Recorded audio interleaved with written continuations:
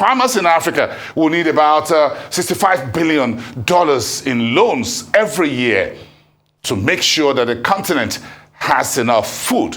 And that particular news item takes us straight to Dakar, Senegal, where the three-day Feed Africa Summit, which started on Tuesday, on Wednesday, ended today. The conference has brought together thousands of delegates from Africa and around the world. They're looking for solutions to the continent's food security, the agriculture sector, and a whole lot more. Akin Alabi is a partner at Corporate Farmers Nigeria and a delegate to the Dakar Summit. He joins me live now from there to share his notes over the past 3 days. Good evening, and it's good to see you this evening. Thanks for coming through. So it's been 3 days in Dakar, Senegal. I'm sure you've had your ears full as far as food sustainability in Africa is concerned. Tell me, what are the highlights of this Feed Africa Summit for you as a delegate? It's been a fantastic 3 days summit here in Dakar, Senegal, talking about food, agriculture, organized by the AFDB, whereby we have leaders across the entire countries of Africa, in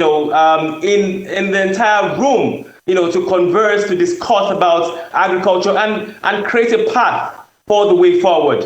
And AFDB has done dramatically well with the host country, Senegal, in presenting a chart that that every country in Africa can create, on how best they can begin to see food and agriculture as a major yardstick for the future of Africa. Because one of the major things that was discussed, in the 3 days conversation or summit was Africa needs to feed itself in an ecosystem for food security in Africa, looking at all the entire value chain from production and also supporting smallholder farmers and also youth, and also talking about technology, talking about different aspects of the ecosystem, financing the entire sector. These are critical things that was discussed on the 3 day summit here in Dakar, Senegal, and how AFDB and its partners across the entire world, coming together and creating a path, likes of AGRA, likes of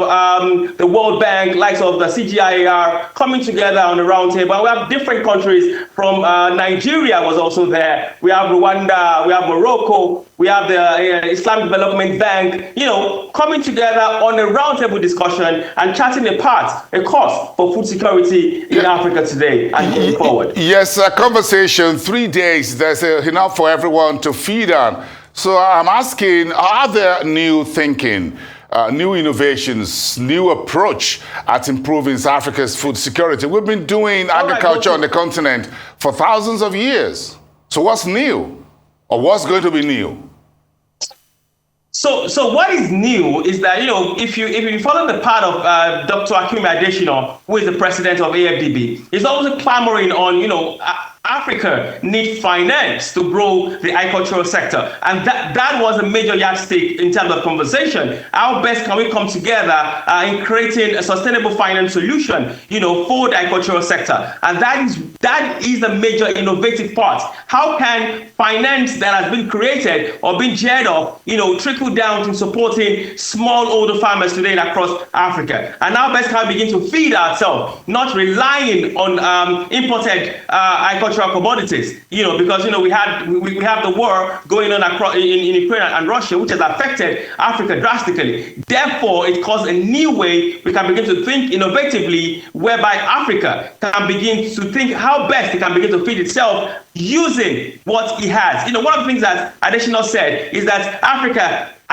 is yet to cultivate or use about 65% of his land. That is a lot for Africa. So it means that we need to invest more, creating innovative finance solutions, and also using what we have, what we've created, local solutions to develop the sector. These are innovative ideas that different world leaders come together and to discuss, especially how best we can begin to use local fertilizer that will be developed locally by Africans to support our smallholder farmers, talking to partners around the world and how best to drive in foreign investments to African countries, like Nigeria was there, Rwanda was there, we have different countries, Morocco was there, channel the path to provide security, food security, so and agriculture. Nigeria is one of the big boys in the room, if you ask, again, by landmass and a whole lot. So what did you learn about how Nigeria can raise its food sustainability? We're also the most populated country, 200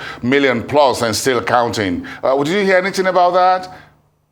Oh yeah, good enough. We had boardroom for specific nations, specific countries around Africa. So the exciting part for me was when my president, President Muhammadu Buhari, was around. He came on the first day, to talk about what we're doing as a nation in supporting smallholder farmers and what the government is doing also in helping smallholder farmers, to churn apart, across the entire ecosystem from producing, and also how they could use a simple innovation in terms of digital tools to support our smallholder farmers. These are things that I have taken taking guard, from the conversation. And also, our Honorable Minister was also there, Dr. Mahmood, to talk about how best the SAPZ project of AFDB is also helping in developing the agricultural ecosystem. So these are things that are in pipeline, projects that we can see that definitely in the next couple of years, it will definitely transform Nigeria agricultural ecosystem, which is a big deal right now, even as we enter a new year, and we believe, and also as we enter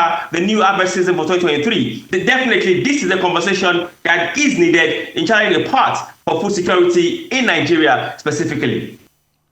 Akin Alabi, thank you so much for sharing your thoughts with us and your notes from the Dakar to Feed Africa Summit. We wish you all the best and a safe journey, safe return back home to Nigeria. Thank you so much from Dakar, Senegal. Akin Alabi, managing partner at Corporate Farmers Nigeria.